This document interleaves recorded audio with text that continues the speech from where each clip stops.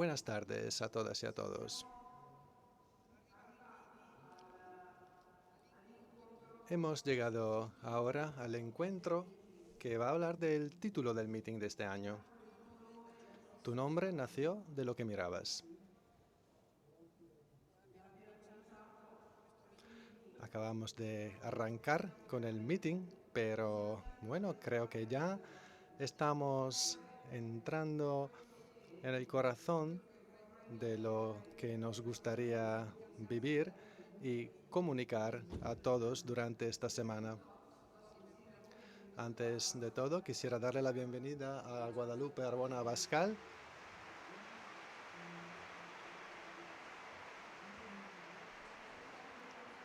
que aceptó acompañarnos hoy en este encuentro. Voy a introducir este encuentro diciendo que, bueno, solo estamos en el segundo día del meeting, pero ya creo que se puede notar un punto de diferencia de este meeting. Ha sido un poco el tono, el acento, el carácter de estos días antes de empezar y de estos 2 primeros días que estamos viviendo juntos. Y el punto de diferencia es como el tormento, como la pena para el encuentro, por el diálogo, por las relaciones. Creo que nunca como este año es evidente que hacemos el meeting porque es precisamente esto que queremos hacer. Ya nos podemos fijar en el título de este meeting, que se refiere a una relación. Tu nombre nació de lo que mirabas, el nombre que nace de una relación, de algo que se mira, de una relación intensa. No se trata solo de un ver o de un mirar, sino de un fijarse en algo, de una relación que está cargada de amor, de intensidad. Y Guadalupe nos va a hablar de la dinámica y de la fascinación de esta mirada, de dónde nace y qué genera. Solo me gustaría subrayar ahora que en el meeting todo se hace para la relación. Todo se hace para el descubrimiento del otro como un bien. Todo se hace para enfatizar lo que es diferente como única condición para seguir adelante. Lo de conocerse en la diversidad, lo de estimarse en la diversidad es importante y esto es cierto para todo tipo de situación. Solo podemos pensar en las relaciones interpersonales, pensar en lo de reconocer la diversidad del otro como riqueza y la estimación, la valoración, lo mucho que pueden cambiar las relaciones con esto. Y también en la relación más grande, por ejemplo, en el mundo de la política. Mucho se ha hablado de política durante estos días. Como cambia también la mirada hacia la política si el otro y la diversidad del otro se consideran no como el origen de un conflicto, sino como la posibilidad de una construcción común. También podemos pensar en las grandes cuestiones internacionales y la convivencia entre hombres y mujeres de religiones diferentes, la condición de paz y de bienestar para todos los hombres.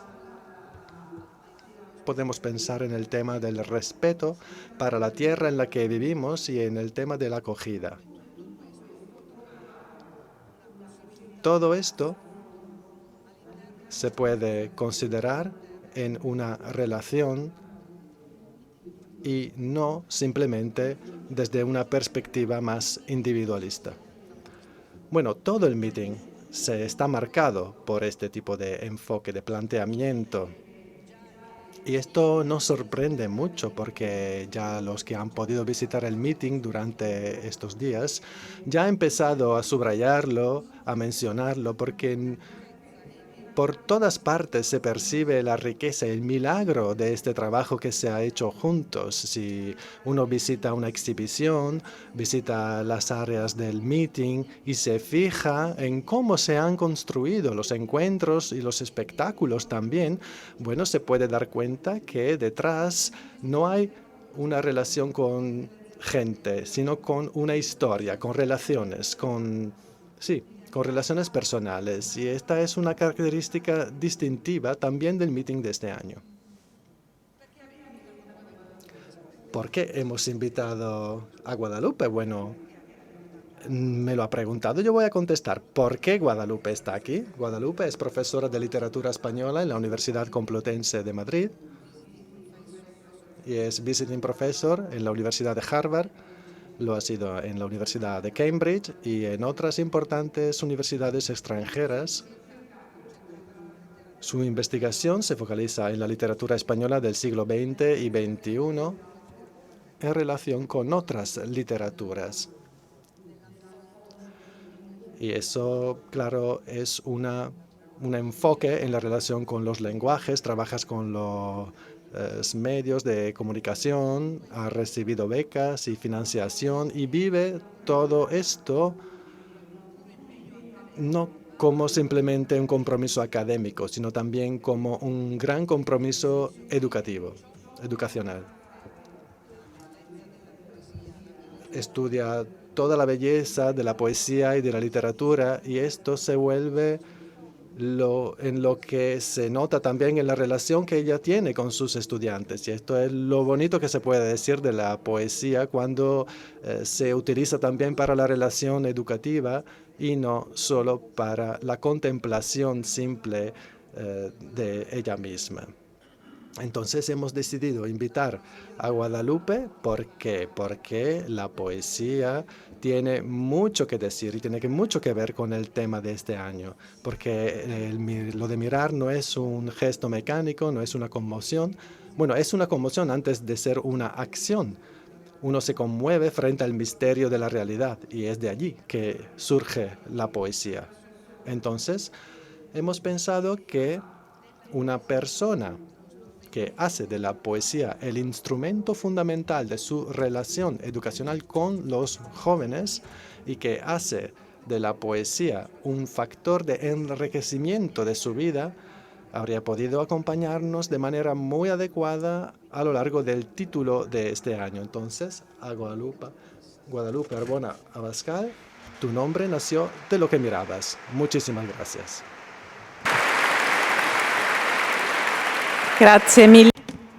Muchas gracias. Yo soy testigo del abrazo del meeting. Yo soy uno de los testigos de este abrazo del meeting. Quisiera decir que tengo 3 sentimientos hoy. El primero es que le agradezco muchísimo a los organizadores por invitarme y también tengo un sentimiento que me da un poco de pena porque llevo años participando en el meeting, siempre he estado sentada donde estáis vosotros o estaba buscando una pantalla para poder escuchar las voces de todos y aprender algo. Y voy a hacer lo que me han pedido y es lo que sé hacer. Voy a contar algunas historias bonitas que hablan de nuestros sentimientos y deseos más verdaderos. El tercer sentimiento es de pena porque no puedo hablar italiano muy bien y tengo que defenderme con mi itañol.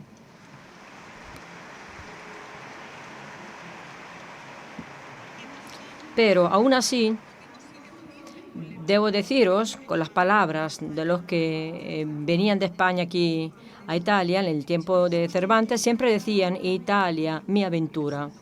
Y es lo que siento yo. Italia es mi aventura y quisiera agradecer a todos por su contribución a ampliar mi alma. El verso que se ha citado en el título del meeting está lleno de sugestiones y ofrece muchos elementos que son elementos interesantes para todos.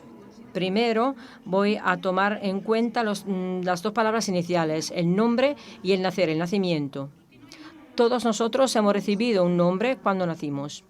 Sabemos bien que a recién nacido se le impone un nombre, así que de ser nadie se convierta en alguien, se convierte en él, con su nombre único e irrepetible. En casi todas las culturas son los padres, sabiendo que un nuevo ser va a llegar al mundo, que piensan a un nombre para su hijo. Nos llamaron con nuestro nombre ya desde que éramos pequeños, cuando todavía no sabíamos hablar. Y nos decían Clara, Carmina, Fernando. Cuando empezamos a caminar, nos llamaban Ana, Sergio, Cecilia, Javier, porque debían decirnos que había peligros. Y cuando crecimos, por la mañana, nos despertaban para que fuéramos a la escuela y me decían, Guadalupe, levántate, tienes que ir al colegio. Así nació tu nombre nació de lo que mirabas. El Papa Wojtyla habla de la Verónica, la mujer que secando la cara de Jesús con su lienzo de lino, mientras que se subía al Calvario, guardó la imagen de la cara con sangre y sudor. Por eso la expresión que se refiere a la Verónica nos pone esta pregunta. Si recibimos el nombre cuando nacimos, si es un bien que nos dieron y confirmaron cuando estábamos creciendo y descubriendo cosas, ¿por qué debería nacer el nombre de lo que miramos? De lo que miramos intensamente. El hecho curioso es que en Verónica el nombre se generó no de su nacimiento, sino que de un encuentro que ella tuvo. A lo mejor entonces es necesario otro nombre, un nombre que indique la necesidad de renacer y de renombrarse. No sabemos de verdad cómo se llamaran Verónica. Algunas tradiciones dicen que era la hemorroísa que tocó la ropa, la capa de Jesús. Pero por supuesto que tenía un nombre. Lo que nos dice el Evangelio es que fue marcada por el que ella había cuidado, compadecida por sus dolores, se convirtió en un único con el hombre del que ella había tenido piedad. Y así Verónica adquirió un nombre, volvió a nacer. Su historia fue la historia de un segundo nacimiento. El verso llega directamente al corazón de nuestro tiempo, porque yo creo que en ninguna época como en nuestra época se haya probado tanto y tan intensamente la nostalgia del nacimiento de uno. Voy a citar algunas obras literarias que he leído y leído otras veces, porque hablaban de mi experiencia como persona. Desarrollo mi intervención en 4 puntos que van a ser escondidos por imágenes muy bonitas de Guillermo Alfaro. El primer punto. Yo no he nacido todavía. Como se puede ver en la imagen, es un mundo de silencio que está esperando algo. Los hombres y las mujeres de nuestro tiempo expresan su deseo de nacer con un grito interior, un anhelo que llega de la raíz más profunda del vivir. A veces se manifiesta como una leve nostalgia, un sentimiento fugaz que entra dentro del corazón. Es como un susurro de algo que se ha perdido mientras que se estaba viviendo y al que se quería volver. Otras veces se puede manifestar como una necesidad exasperada o un quejido doloroso. En ambos casos, brota de un sentimiento de malinconía acerca de un mundo que, en el momento en que se descubrió, se percibió que era un mundo ordenado, armónico, sin manchas, un mundo próvido y feliz. El director Pedro Almodóvar describe la nostalgia de su infancia en su última película. El protagonista de Dolor y Gloria, es el título de la película, es un director que ya está agotado. Tras años de fama y éxitos, ahora se siente vacío y deprimido. Su vida transcurre con una apatía y nadie le interesa más. Ha quitado de escribir películas, ya no trabaja, no sale de su casa y no contesta las invitaciones. Vive con una insomnia perenne, con tormento. Solo vuelve a un poco de vida cuando recuerda su niñez, cuando vivía en un pueblo muy pobre de la España de los años 50. Un periodo en que vivía amparándose en una cueva para sobrevivir. Y sobrevivía con muy poco, pero sí sentía el amor de su madre. Los olores y las primeras palabras de su niñez hacen que recuerde el acento de la alegría que luego tristemente perdió durante su camino. Dolor y Gloria es el cuento de la pérdida de un bien. Se puede volver a la niñez. En el deseo del director español se puede reflejar nuestro deseo, la gana de sentir otra vez las cosas como si acabábamos de descubrirlas, saber que la vida está en buenas manos, como cuando éramos niños y sabíamos que nuestra madre estaba vigilando para protegernos. Éramos hijos. El poeta español Federico García Lorca, en una carta que escribió a los 22 años al tocador de guitarra Regino Sáenz de la Maza, confiesa algo que considera terrible, que solo puede decir en secreto. Y así dice: ahora he descubierto una cosa terrible. No se lo digas a nadie. Yo no he nacido todavía. Yo vivo de prestado. Lo que tengo dentro no es mío. Veremos a ver si nazco. Mi alma está absolutamente sin abrir. Con razón, creo algunas veces que tengo el corazón de lata. Lorca siente que es un extraño a sí mismo y que está viviendo de prestado. Afortunadamente, al mismo tiempo, desea volver a nacer. Vamos a ver si nazco. La falta de este nacimiento hace que su corazón parezca de lata y no de carne. Es un corazón de metal. Y agrega: mi alma todavía está por abrir. ¿Cómo se puede abrir el alma?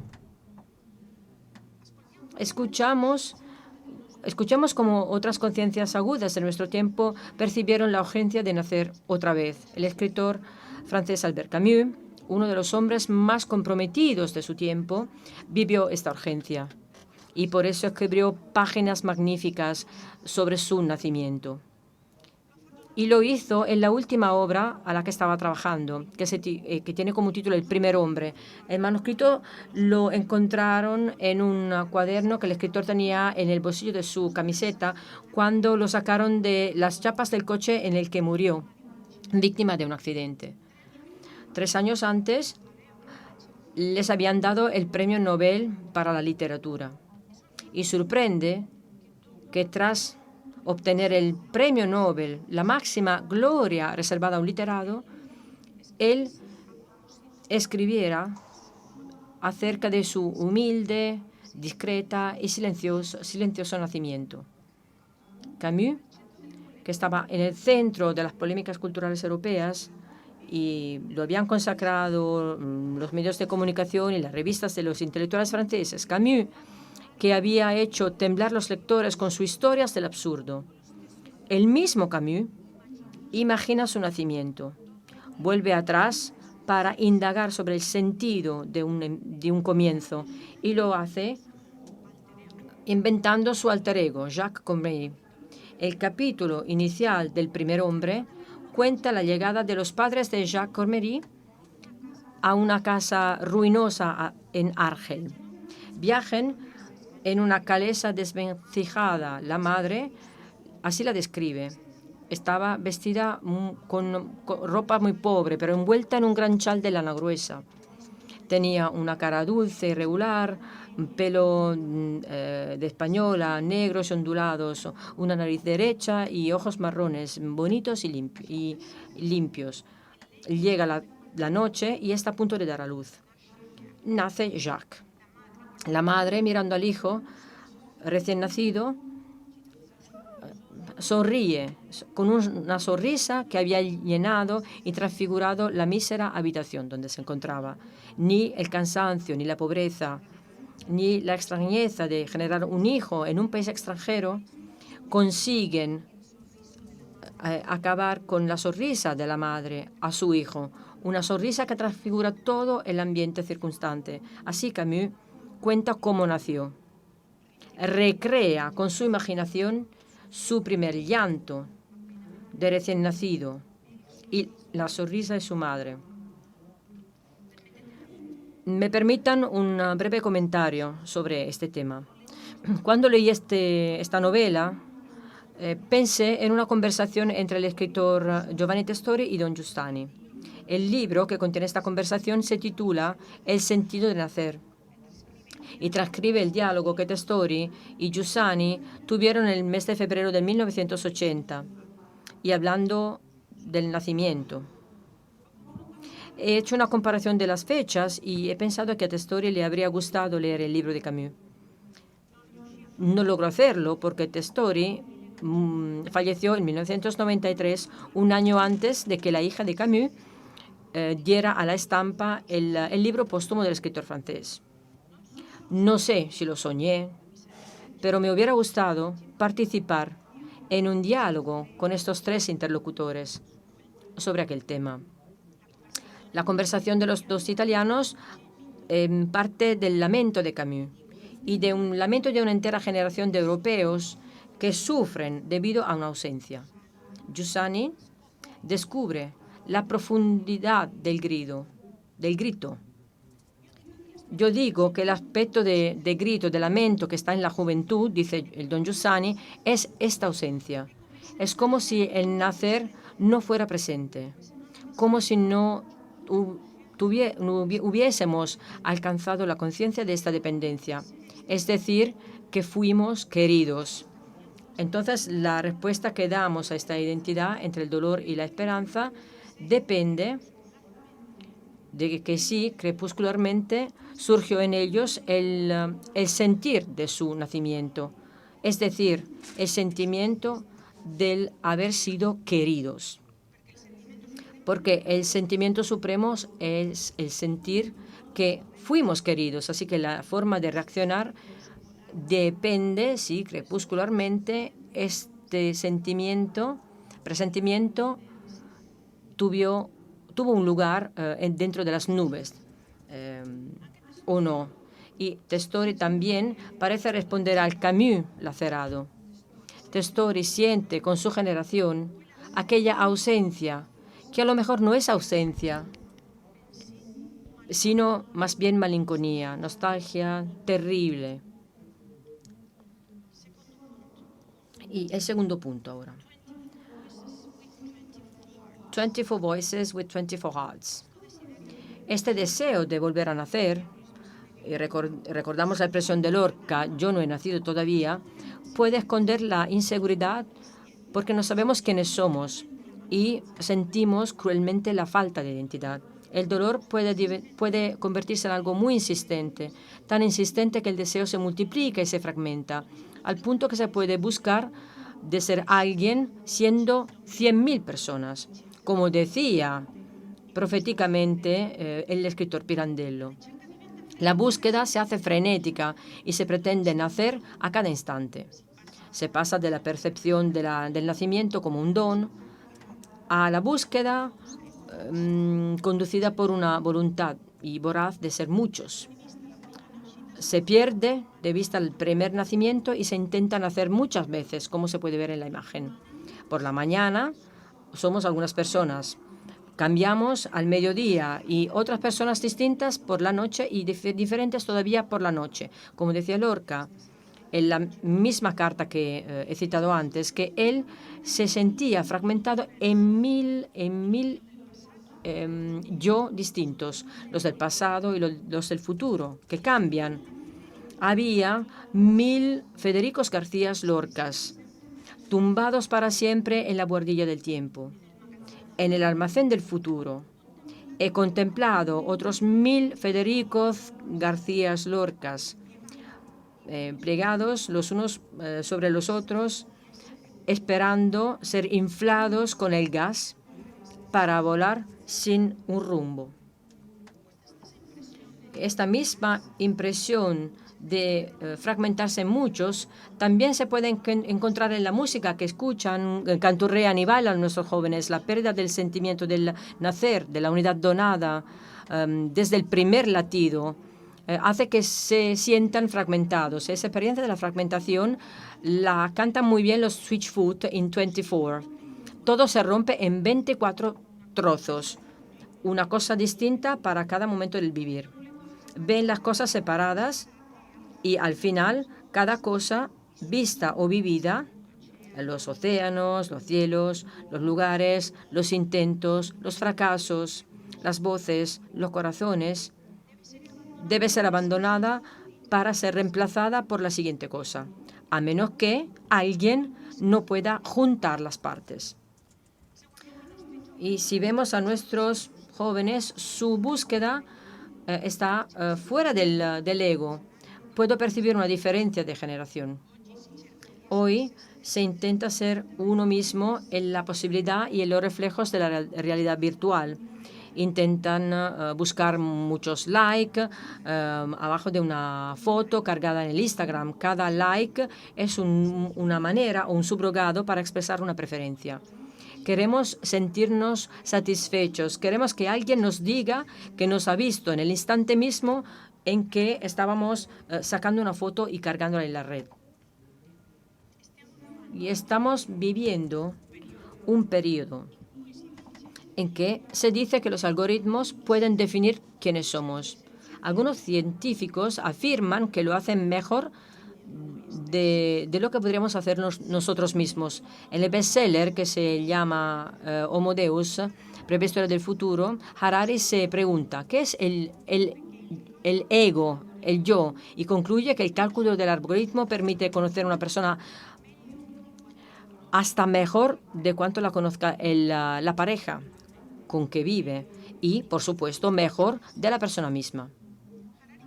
Harari habla de una cultura datacéntrica, no antropocéntrica, no teocéntrica, datacéntrica. Y según esta afirmación se podría pensar que el misterio del ego, la vibración que nos acompaña desde que nos levantamos hasta que nos acostamos, sea resuelto por entero.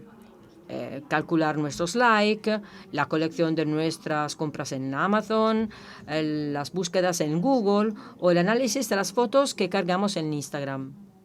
O además, los tweets que seguimos ya son material. Todo eso es material suficiente para definir quiénes somos. Puede ser una respuesta al tema que propone el meeting.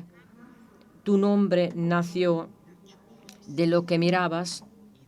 Los datos que dejamos en la red son suficientes para decir quiénes somos en realidad. Efectivamente, nuestra búsqueda de la identidad se lleva a cabo entre los píxeles, verdaderas forestas de píxeles. Y ese es el lado interesante del momento que estamos viviendo, que ahora nadie puede dar por sentado quién es. Se busca, se vuelve a buscar y hay muchísimas posibilidades. Pero entonces, se puede esperar que sea un píxel, un punto de color brillante, luminoso, que nos va a permitir volver a nacer y que nos permita volver a nuestro origen. El tercer punto, ¿qué píxel tiene la realidad? La hipótesis de la modernidad, con sus variantes y declinaciones, proponía una reflexión interior para poder resolver la cuestión, el tema de la identidad. Una de las consecuencias del fracaso moderno es que uno intenta ser uno de los preferidos en la red. Cuanto más yo percibo la exigencia de ser única y irrepetible, cuanto más me doy cuenta de que sola no puedo resolver esta necesidad. En un determinado sentido, la evolución de la modernidad hacia la posmodernidad, del análisis a la búsqueda de una medida exterior, provoca un cambio interesante. Pone a luz una raja en la búsqueda moderna. Queremos ser preferidos y seguidos. Necesitamos a alguien que nos lo diga. Vamos a ver si en la realidad que observamos intensamente y descubrimos en sus píxeles puede haber algo que merezca la pena descubrir. En este sentido, la propuesta que quiero presentar es la propuesta de Luigi Giussani en el 10º capítulo de su libro El sentido religioso. Quiero relanzarla personalmente. Y un poco heterodoxamente pienso porque para mí es fundamental para entender quién soy yo. En particular voy a partir de uno de los ejemplos que nos propone Giussani, imaginar a nosotros mismos en el momento de nuestro nacimiento, cuando abrimos los ojos por primera vez y vemos las cosas por primera vez, pero con la edad que tenemos hoy. Es cierto, y es verdad, puede parecer una proposición bastante absurda. Y yo misma, así, pensé la primera vez que leí este ejemplo. Me parecía casi una fantasía ridícula. Pero al mismo tiempo tenía la intuición que estaba indicando una posibilidad distinta. Y a partir de allí no se me ha olvidado. Reconocía la agudeza del ejemplo y no me dejaba indiferente. Entonces, ¿por qué no estaba a gusto? La verdad es que tenía un sentido de rebeldía hacia la idea de que existiera algo que venía antes de mí. Sentía un rechazo hacia el orden en que el yo y la realidad entran en una relación y se descubren. Para Giussani, el orden de los descubrimientos es fundamental y por eso insiste varias veces sobre este tema en el capítulo que ya he mencionado. Muchos de vosotros conocen este libro, pero quisiera insistir en ello. Giussani, como ya he dicho, invita a imaginar un nuevo nacimiento. Y pregunta, si abriéramos los ojos por primera vez con la conciencia que tenemos ahora, ¿qué es lo que sería más importante? Las cosas, dice él. La maravilla de una presencia. En otras palabras, para descubrir el verdadero yo, o sea, el conjunto de necesidades y certidumbres que nosotros somos y por las que nos movemos, se debe vivir intensamente lo real. Ese es el primer factor y llega antes de la posibilidad de decir yo. Durante mucho tiempo, cuando leí este capítulo, yo me preguntaba, ¿pero por qué está diciendo esto? Yo cuando me levanto, cuando me despierto, pienso a mí, a mis cosas, a lo que tengo que hacer, entonces pienso en mí. Mientras que Giussani dice que las cosas llegan antes. Y yo pensaba, sin atreverme a confesarlo, la realidad es así, es aquí. Está aquí. Entonces, las cosas son un escenario muy bonito, comentaba entre mí, pero en realidad deberíamos empezar con la definición del yo y luego ver cómo son las cosas. Yo soy una mujer moderna y tenía una rebeldía en contra de este orden y al mismo tiempo era una esclava de mis pensamientos. Así que mi yo se ahogaba. De todas formas, no podía liberarme de aquel ejemplo. Siempre volvía y cortaba mi rebeldía. Empezaba a darme cuenta de las ocasiones en que lo que tenía por delante de mí decía mucho más de mí de cualquier pensamiento que tuviera. Empecé a mirar en la cara las cosas que me fascinaban, las cosas que me atraían y me conmovían. Así que empecé a ver que mi orden era más un orden pensado que real. Así empecé a apreciar las cosas que disipaban mi confusión o que me hacían descubrir algo de mí misma. Se trataba de verificar la hipótesis que proponía don Giussani con lealtad. Me daba cuenta de que lo que propone Giussani es un viraje antropológico tal que merecía ser examinado en serio. En realidad, Giussani, y hoy lo puedo decir por mi experiencia personal, proponía este trabajo para llegar a aquel factor que revela la unidad entre los píxeles. Una presencia que hace las cosas vivas y atractivas. Una gracia que exalta el humano y permite que el yo se conozca en un encuentro, sin necesidad de recurrir a descomponer los píxeles o hacer un autoanálisis. El primer descubrimiento fue que yo misma era un don. No hay contradicciones. Y ahora quisiera dar dos ejemplos en que se puede ver cómo este viraje antropológico que propone don Giussani funciona bien. O sea, cómo a partir de un encuentro con un factor, un tú presente en la realidad, puede surgir el yo. El primer se refiere al caso de un universitario de Madrid cuya vida se recompone y vuelve a nacer partiendo del encuentro con una profesora. Voy a hablar de una parte de cartas que el estudiante escribió hablando de lo que le había pasado. El estudiante dice: tú has despertado la humanidad que estaba durmiendo en mi persona. Reconoce su yo más verdadero. Mi corazón es como es porque yo te he conocido. No era fácil salir de donde venía. Y dice: mi historia es la de un chico triste e infeliz que nunca se sintió amado. Entonces, estimulado por este despertarse, decidió escribir su historia. El niño, y se refiere a sí mismo, había conocido muy bien lo que era el miedo. Lamentablemente, gracias a las manos pesadas de su padre, un pobre anciano, un militar nostálgico de la dictadura. El chico conoció muy pronto el alcohol y luego las drogas. Y sigue escribiendo. Es complicado resumir todos esos años en pocas líneas. A lo mejor la enorme cantidad de litros de lágrimas con las que entonces mojaba mi almohada podría explicarlo mejor de lo que puedo hacer yo.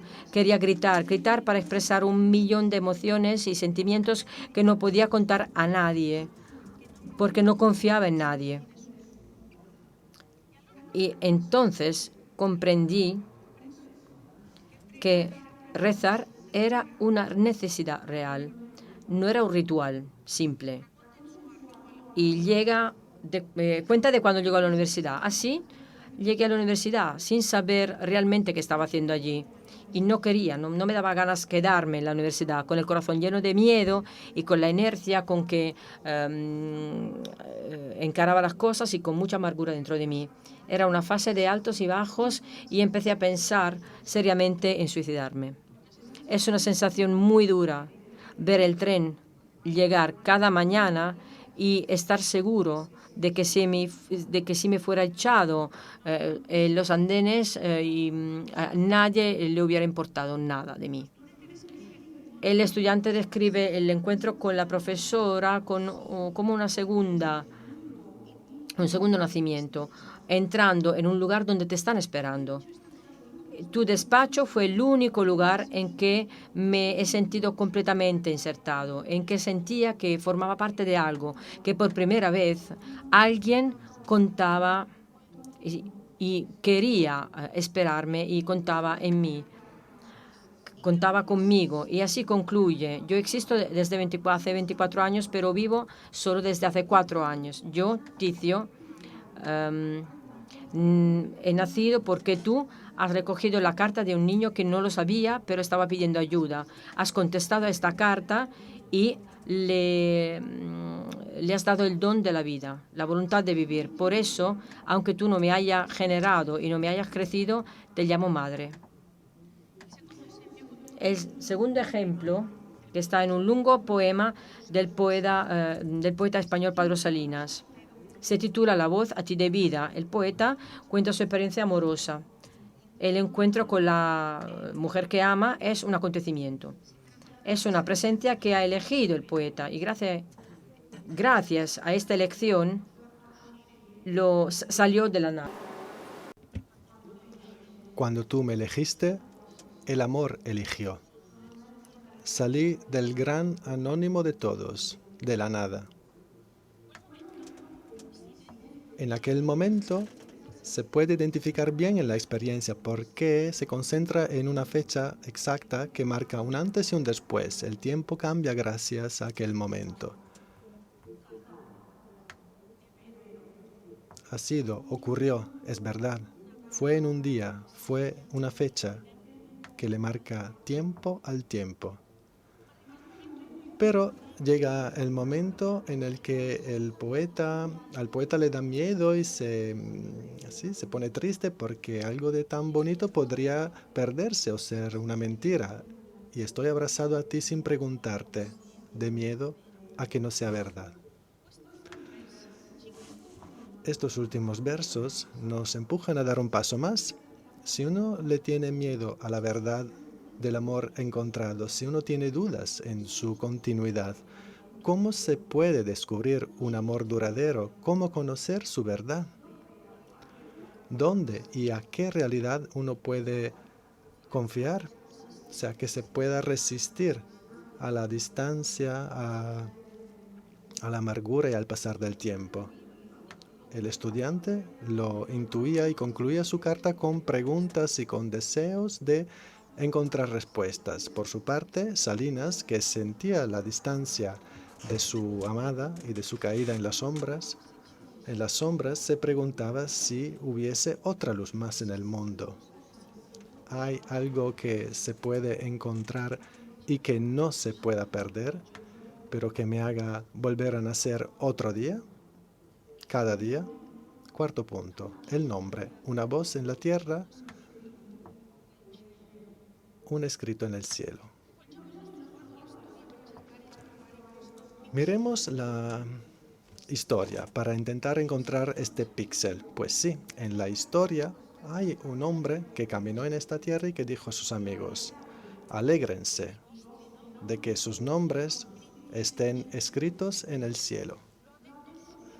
Lo dijo en la tierra y pronunciando el nombre de cada uno de sus amigos, y al mismo tiempo anunciaba una permanencia en el cielo. Esta frase tiene mucha más importancia en sí del cuándo y cómo fue proferida. ¿Podría responder a Salinas que le tiene miedo a la pérdida de su amada? A mí, bueno, lo que me dice es que he sido llamada a la tierra con una intensidad en el cielo. Bueno, volvamos al que habló de esto en el cielo, Jesús de Nazaret. Lo prometió solo porque nombró a algunos hombres y algunas mujeres cuando caminó en la Palestina. Y la intensidad con la que lo hizo la comentó Julián Carrón. Jesús pronunció su nombre: María, Zaqueo, Mateo, mujer, no llores. Qué comunicación de sí mismo en aquel momento debe haberse producido en ellos para marcar tanto la vida, hasta el punto que ya no podían referirse a nada, no podían mirar ya su realidad, tenían que mirar a ellos mismos, porque estaban totalmente involucrados de esa presencia, esa voz, esa intensidad con la que había sido pronunciado su nombre. Eso significa que lo llamó en la tierra para empezar con ellos una relación llena de estimación, una historia tan radical que habría llegado al cielo. Fijémonos en la manera en que se han llamado esas personas por su nombre y que es el mismo que contiene la manera de llamar y que hacía ver las características más típicas de cada uno. Lucas habla de un personaje cuyo nombre se ha transmitido a la historia por la relación que tuvo con el Nazareno, y es Zaqueo. Su historia ha llegado hasta nosotros. Lucas, que recuerda la frase de Jesús, sus nombres están escritos en el cielo, sabía que el nombre de Zaqueo estaba entre estos nombres porque su nombre se escuchó en la tierra. Todo el mundo sabe que era la profesión de Zaqueo. Era un publicano, recaudaba los tributos por los romanos, era una persona rica, y las personas como él, que vivía lejos de Roma, era muy fácil ganar mucho dinero por los tributos, de los tributos. Vivía en una pequeña ciudad, un oasis en el desierto, casi en las afueras de Jerusalén, rodeadas de murallas muy antiguas, con palmeras, con dátiles amarillos y morados, y con higos blancos y negros, y con higueras centenarias. Zaqueo no era muy amado. Vivía en una casa que era mucho más preciosa de las de sus vecinos. No era una casa de lodo. Tenía fundaciones de piedra y tenía capiteles romanos, tenía decoración. Nadie quería estar con él. Los rabinos en la sinagoga se referían a él cuando acusaban a los que extorsionaban al pueblo. Como todos los publicanos, se les tenía que evitar quien se mezclaban con gente así se habría contaminado. Y cuanto más si se iba a tener relaciones con el jefe. Las mujeres, que siempre son un poco más atrevidas, evitaban a Zaqueo. Las ancianas les decían de todo cuando pasaba por la calle. Las mujeres casadas le miraban con rabia porque se quedaba con la mitad del sueldo de sus maridos. Y las jóvenes le daban la espalda porque no lo soportaban. Tampoco las niñas. Las niñas le tiraban piedras para herirle los pies. Y por eso fue muy raro que Zaqueo,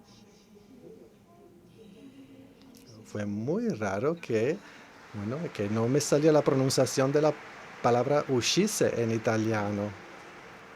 Gracias por la sugerencia. Bueno, fue muy raro que saliera de su casa aquel día, pero estaba aburrido de estar ahí con sus servos y con sus esclavos.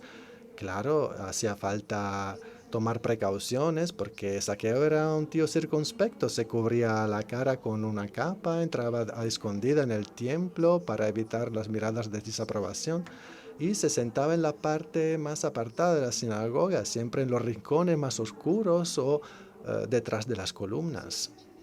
La noche anterior había escuchado de las sirvientas de la cocina que el día siguiente habría venido el Galileo a la ciudad, un hombre que hacía prodigios, que venía de Jerusalén y que era muy famoso.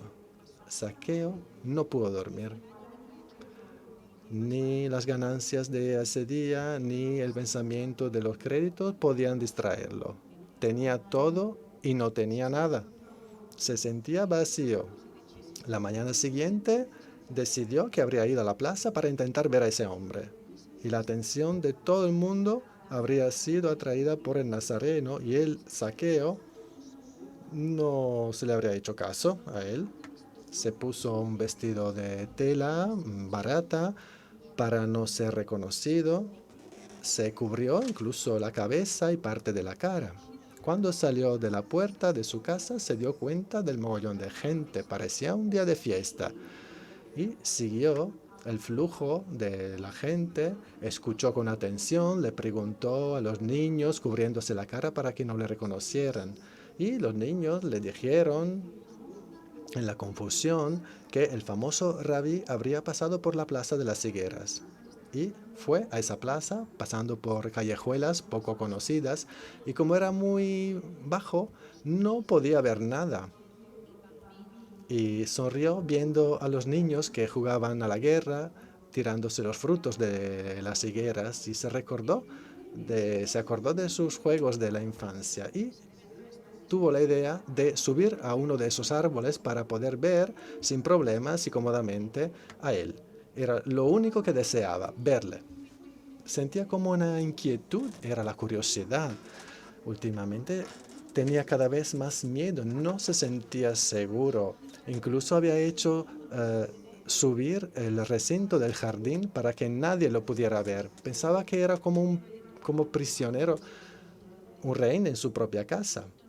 Le tenía miedo a las mujeres, a los niños y a los sacerdotes. No dormía bien. Hablaba solo con la gente que lo adoraban porque temían su poder o querían su dinero. Y se maravilló de él mismo. No sabía bien qué estaba haciendo. Estaba ahí agarrado al tronco del árbol mientras estaba esperando que pasara un desconocido que no tenía nada que ver con él.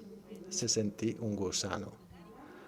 Ojalá, pensó, busco la confusión para olvidarme de mis miedos y de mi aburrimiento terrible. Estoy cansado de estar siempre ahí cerrado. Y luego, como respondiendo a él mismo, dijo, no hay otro remedio. La clausura es necesaria para custodiar mi dinero y para aumentar mis propiedades. E intentaba ocultar su expresión triste con pensamientos ligados a la avaricia. Luego vio el grupo de niños que venían antes del Nazareno y le miró. Se acercaba. El rabí no estaba tan lejos, solo algunos metros, pero Zaqueo no conseguía verlo en la cara. El nazareno caminaba en silencio y miraba intensamente los que se acercaban, pero su mirada no iba buscando el consentimiento general alrededor y se puso a mirar a una niña. Zaqueo sintió como un sentido de envidia. El maestro concentraba su atención en ese ser flaquito e insignificante, como si fuera la única niña en el mundo. No.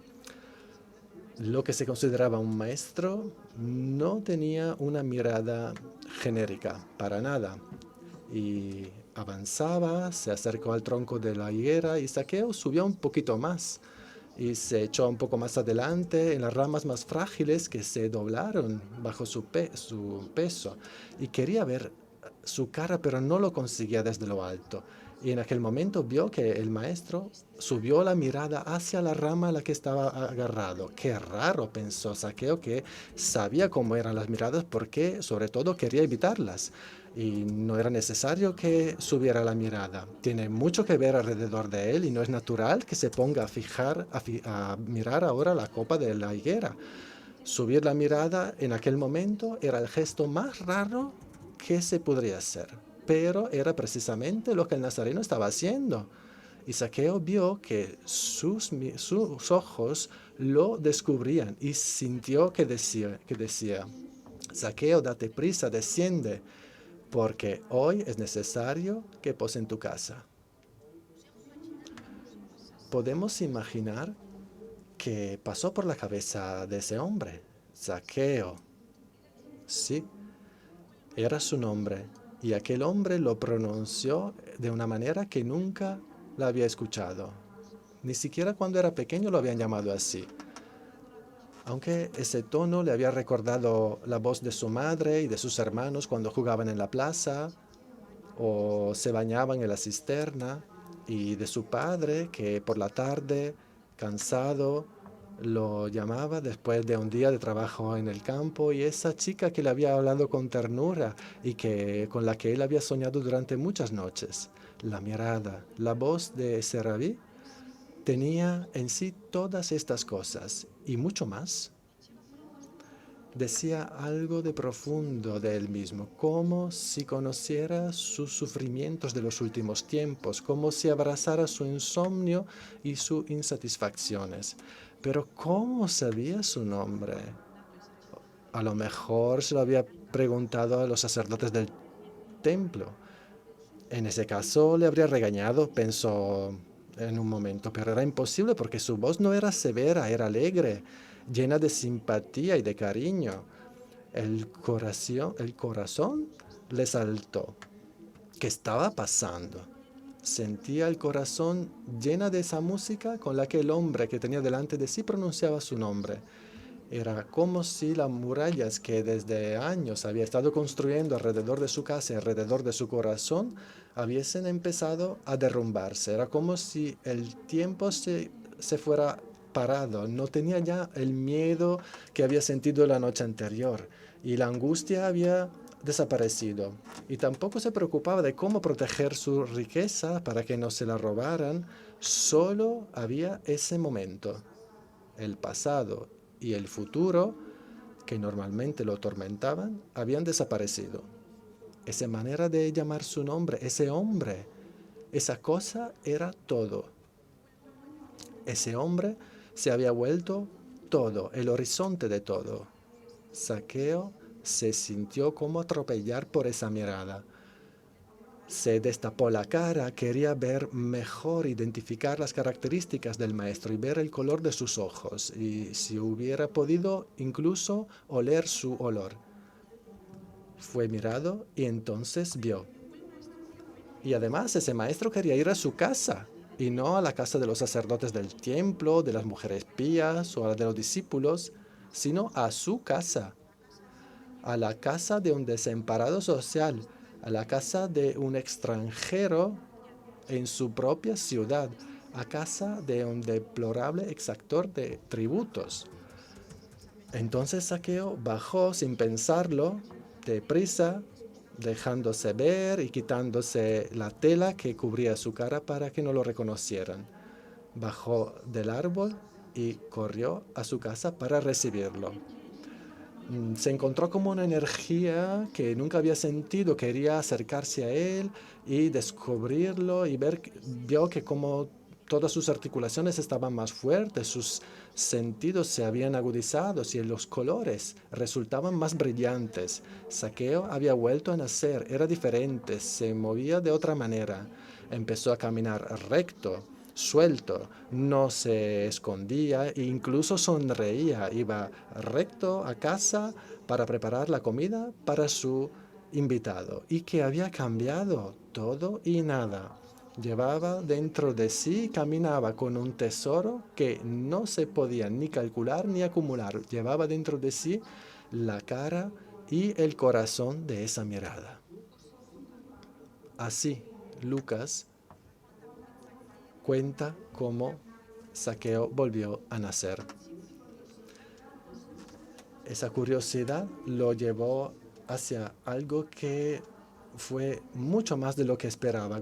Miró a alguien que le devolvió toda la manera de ver todo lo demás. En el perímetro cerrado de su vida se había introducido la perspectiva del destino. Y vamos ahora a la conclusión. Les invito una vez más para que utilicen la imaginación. Piensen en qué pasaría si estuvieran aquí ahora los interlocutores con los que yo he hablado esta tarde, sentados aquí, cerca de nosotros, y para hablar con Emilia y conmigo, para retomar nuestras preguntas y para entrecruzar nuestros deseos más verdaderos. Imagínense un diálogo en el que de repente aparecieran las cosas que llevamos por dentro y de las que necesitamos. Un momento en el que la amistad se vuelve más intensa y, calentado por la sinceridad y la confianza, los corazones se abren. No es difícil de imaginar porque son como nosotros, Federico García Lorca, Albert Camus, Salinas, los músicos de los Switchfoot y Almodóvar. Todos son en nosotros. Son como nuestros compañeros de trabajo, nuestros vecinos, nuestros padres y nuestros hijos. Imagínense que hubiera aquí ahora Federico García Lorca que nos susurra en la oreja que no ha nacido todavía. Querido Federico, se puede salir del miedo y de la soledad. Se puede volver a nacer. Mira a Zaqueo. Imaginemos que Camus estuviera llorando porque es huérfano. Albert, entiendo tus lágrimas. Es posible ser hijo. Yo también he llorado y alguien me ha cogido de la mano haciéndome hija. Y si hubiésemos invitado a Almodóvar al meeting, le diría, Pedro, sí, incluso a los 54 años es posible vivir como niños. Es posible depender de una ternura y de una felicidad en el presente. Yo lo deseo tanto como tú.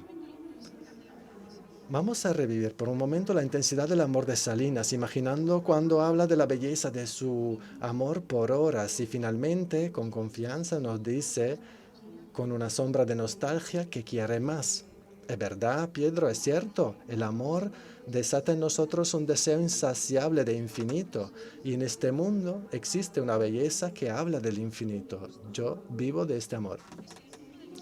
Y si el grupo de los Switchfoot nos cantara su canción, pidiendo que alguien pudiera poner sus fragmentos juntos, chicos, chicas, ¿hay alguien que llamándonos reúne los trozos? Pues a mí me ha pasado, ahora mis horas y mis días están unidos porque responden a él. Son respuestas atrevidas, muy atrevidas, pero con lealtad se las diría a estos amigos. No con la intención de enseñarle algo, sino dejando que de mí se soltara la experiencia de una presencia que me hace hija. Muchísimas gracias.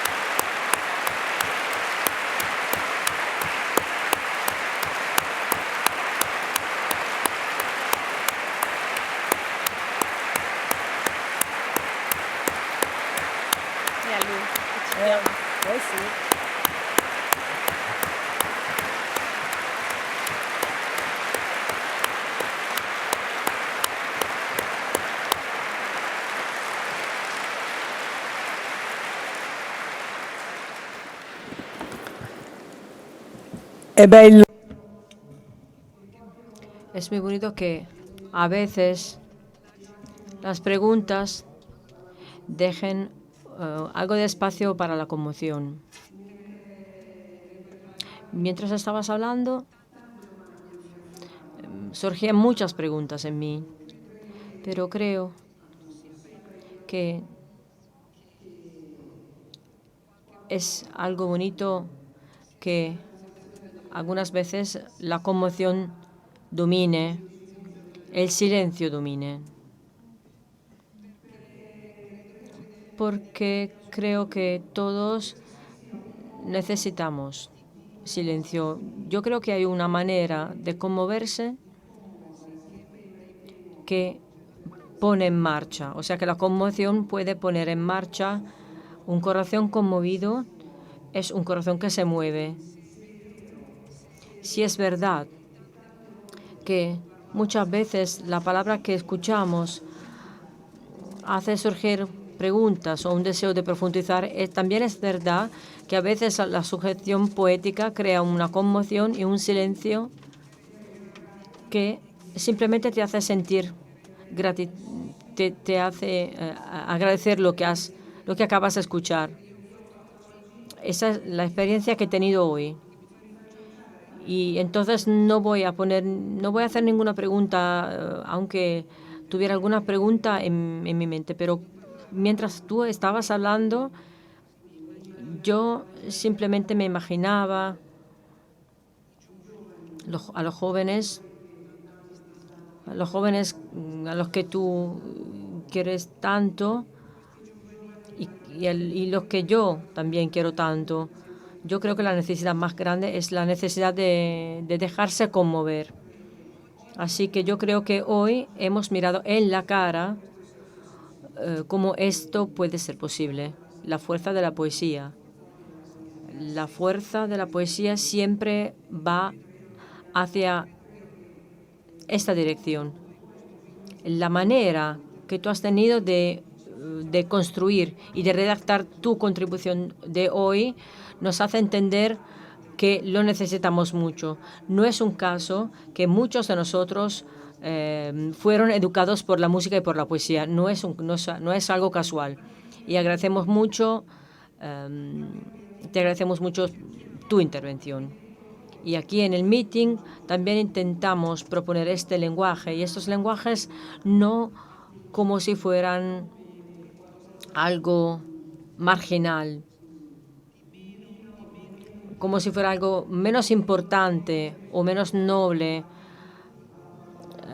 de las palabras, de los eventos y de los congresos. Aquí en el meeting hay muchas exhibiciones, hay muchos debates, pero la belleza de la exposición es que todas son gratuitas. Y la belleza se puede gozar de la belleza sin pagar nada.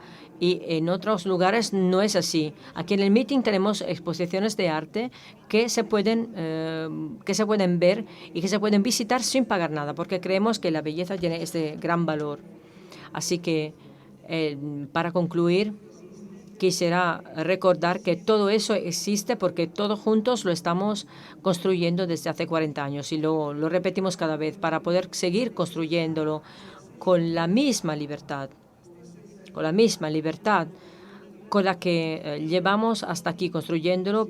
Pedimos a todos, según las formas que quieran o sus posibilidades, hacer una contribución con una donación.